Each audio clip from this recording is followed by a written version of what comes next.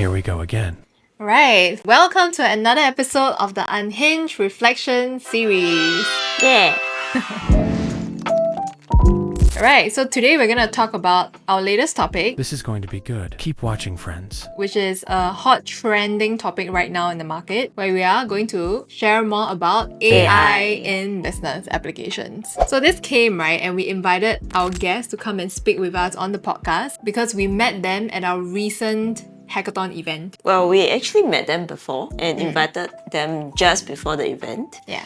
And after that, the event blew up, right? Yes, it was a crazy story because we met Sherry and Agrim in a basic AI course that my friend recommended to learn how to create AI apps or use AI to produce mobile apps. Adeline went to join the advanced version the weekend right after.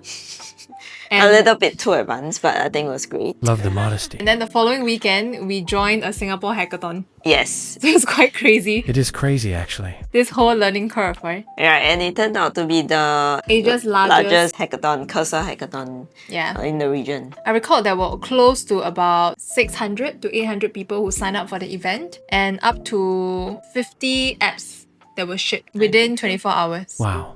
I wish I was there. I'd like to build an app too, but I have to think of a good name. Yeah. So I think it was a very interesting experience because for myself, it was the first time ever that I've joined a hackathon.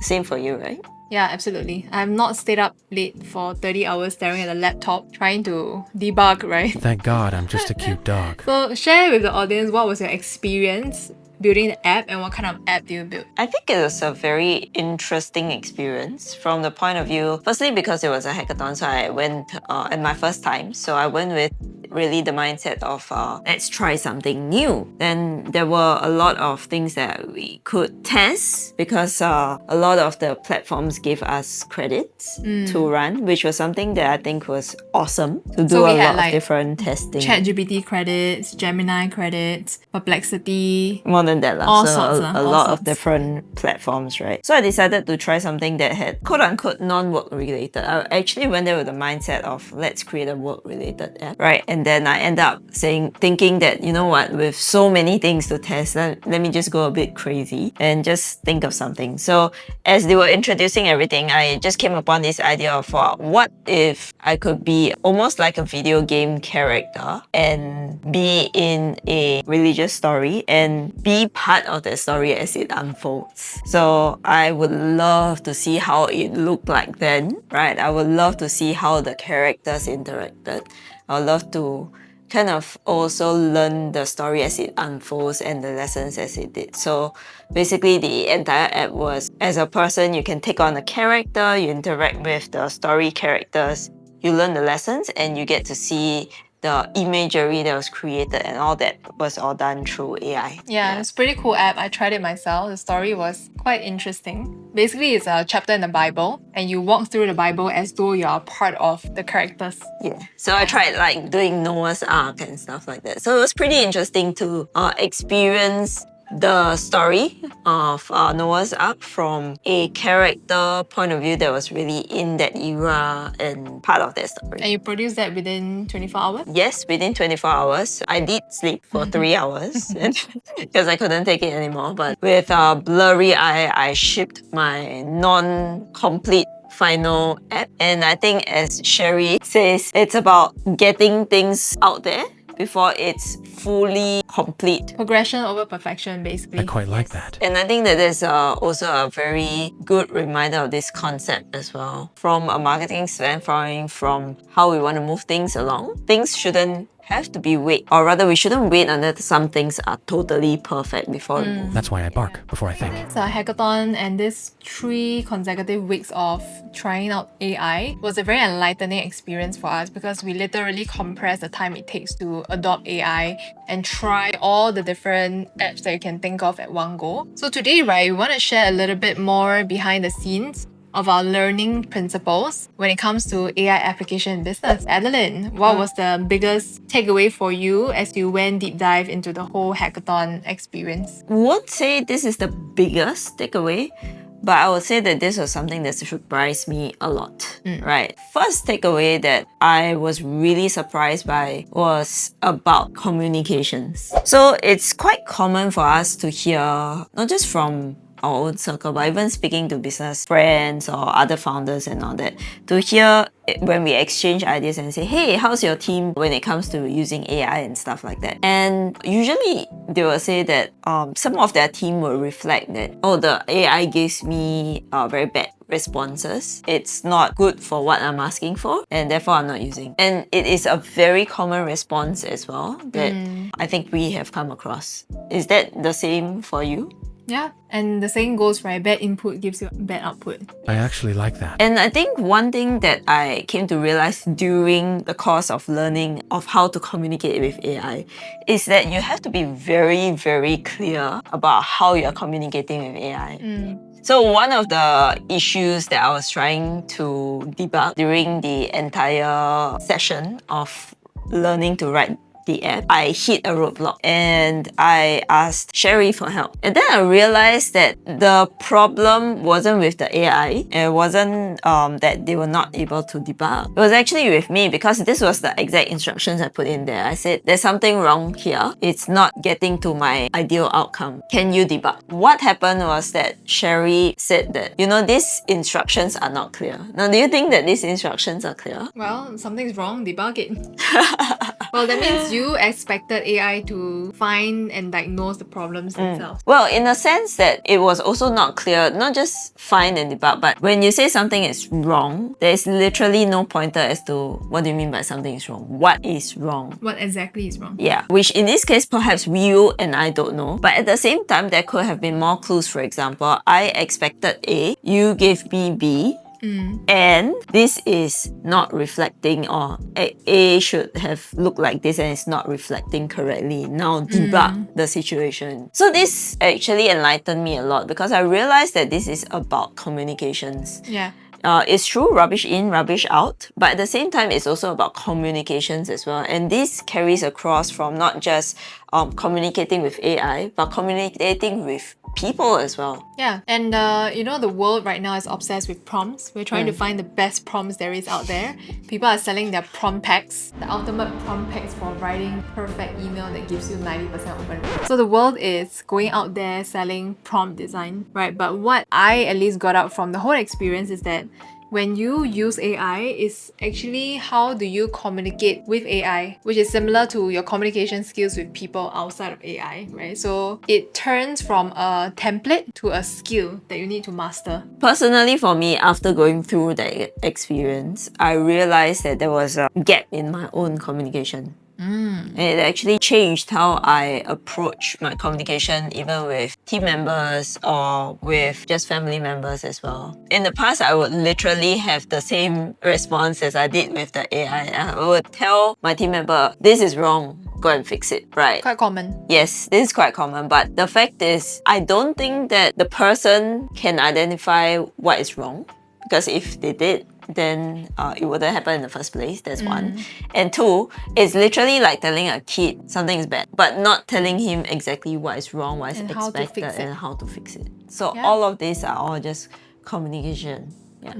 The next principle that I learned, which was a big mindset shift for me, the concept of learning. It was a very big topic during the podcast itself, because we all come from an Asian school background. Where we have very structured curriculum. We are one of the best education STEM curriculum in the world, right? And as a result, the way that we learn is very fixated in a very structured way. So without the structured way, it is hard to learn. Right? But in the application and the learning and the doing with AI, it is a reiterative process. That's what I learned. Like, you cannot get to, there's no basic, intermediate to advanced level when it comes to learning AI. It's really learning on the go. Which was something that was incredibly uncomfortable for me when I started, because I'll be like, I need to learn how to figure this out. Or should I learn how to figure this out first? Then I learn how to figure this out. Then I get stuck in that loop, right? Because there is no clear path to how do you learn AI. Yeah. Possibly because you are also a teacher by Yeah. training, right? Yeah. So it really resets or makes you rethink about how one should be learning. For me, it's very interesting because for a long time also, as after the course, I was struggling with, not struggling, but I was working with more databases. As I moved around, I realized something that oh, I had this mindset that I have to learn from the concept fundamental theory again about, oh, what is a database? How do we use database? And I realized that after a while of working with that and then going back and forth with AI, I realized that that model of thinking now is a bit outdated. The model of learning that way is outdated. That's not to say that the basic fundamentals and understanding things like definitions, what's a cron job, for example, it's not important. It is. But it is no longer sequential in a way that you have to learn A, B, C, D, E, F, G. In fact, it is the other way around. In forming sentences, you realize, hey, D needs to be in there, right? And it sounds like this. And so it is a very weird way of understanding what do I want out of the outcome. And then you kind of push things through, and as you are doing it, because AI is helping you with it, you will then learn the gaps, the things that needs to go in, and you pick up the fundamentals that keep getting added on to the stuff that you're doing. Yeah, so it's learning how to unlearn your learning way. Wow. Wow. Does it make sense? Yeah. You no longer follow how you learn sequentially, but you learn in a variety of ways to get to an outcome. Yeah. Which is the AI app that you want to ship or the AI agent that you want to create. I think this by itself is such a powerful equalizer actually. What do you mean? For the longest time, if you were not an engineer, if you are not someone who does coding, for example, there is almost zero way of you beating your way through unless you spend like 4 years sitting in front of a computer, learning from scratch, coding with multiple languages, for example. And coding is just one of the examples, which is easiest to be illustrated in this case, right? To get to output that is good for the market to use, or decent enough output in most cases. Yeah. Right? But right now, with the assistance of AI tools and stuff like that, we can actually see ourselves looking at the final output and thinking of what we want to do and have a relatively, I would say, functional thing created with the help of AI. Yeah, absolutely. Yeah, so to me, because of this way of learning on this assistance, it's actually a great equalizer as well. We no longer need to, I won't say no longer need to, but it really shortens the whole journey of learning and changes how we have to approach things, whether it's from ground up or from top down now. Yeah, I mean, one of the points that Agrim brought up was that the ability of a technical person and a non-technical person, the difference in ability is getting less and less in margin or in size, right? So then you have, like what Adeline says, an equal standing ground now, where even a non-tech founder or non-tech trained founder can, to a certain extent, build apps with a certain level of complexity before they get shipped out. Which brings us to our next conversation, because ultimately, for people who are interested in using AI to build something, they might or might not produce a product to sell on the market. So one of the major learning that we had with regards to creating AI products for business, right, is that it gets harder to, or how should I put it? In this case, using the last few years as an example, we have seen a lot of products and businesses Being shipped. that came out of the market with AI as quote-unquote the backbone. Yeah. Right. I mean, what you guys would be familiar with would be Calendly, a simple Calendly appointment making tool. But basically, a lot of these products or services that wrap themselves around AI. But the interesting thing is also at the same time, within a year or a year and a half, you can see the progression of different AI platforms that rendered some of these products or services almost, I won't say useless, but the value of it diminished so fast. Yeah. Then the question here is, how then do we look at these products and services? Because actually I see this as a microcosm of the bigger environment. Correct. So today, if you are a founder thinking about shipping an AI app to monetize it by charging a $97 subscription a month, right, how should you do it well? You don't want to be in the case of, let's say, Calendly, who created that particular app for calendar booking, and then 3 months later, an AI app is created to beat that app, which renders it useless. So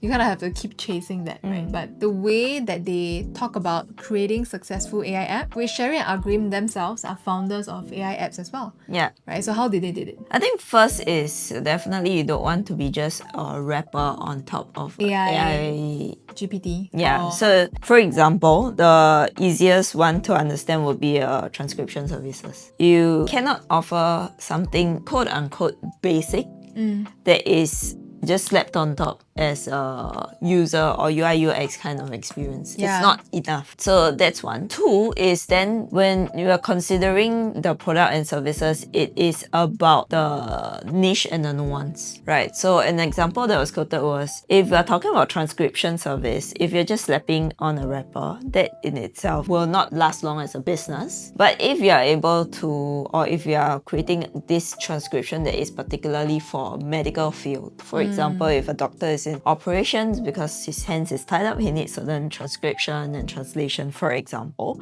And this has certain nuance that's very tied to the medical industry field. specific. Yes. Then this has value, and this is totally then, I think, a differentiation in terms of how this service has added value to this person. And it's not just a slap-on wrapper. Yeah.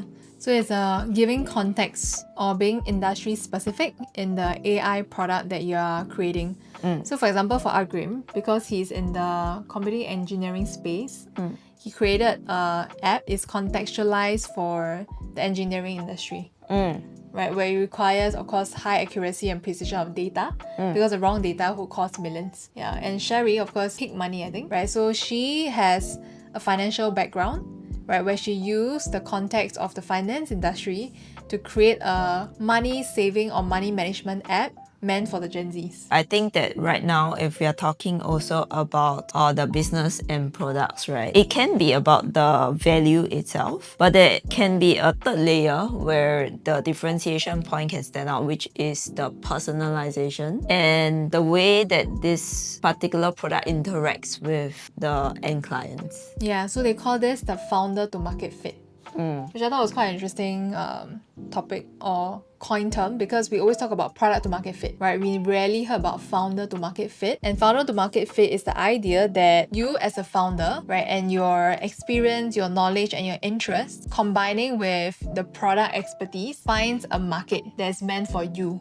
Or a market that fits your community. So in the case of Sherry's Pick Money app, she found a group, Gen Zs, who are interested in money management, but do not have the means or the know-how to get there. And it's about the personalization and almost the nuances of that brand voice to be able to reach them. Yeah, absolutely. So yeah, that's all for our Unhinged Reflection today. Right, I hope you have a different perspective about AI and the applications of AI in business. Right, this is not a video that will share with you about all the different platforms out there, because there are many other videos that does that. But what we really want to dive deeper, which is a mind transformation experience for us, is how do you think about AI and the applications of AI? Yeah, and how do you learn? Yeah, so drop in the comments below if you have any questions or any topics that you feel like having us to explore, and I'll see you in the next episode. See you! Bailey says bye too. He checked out.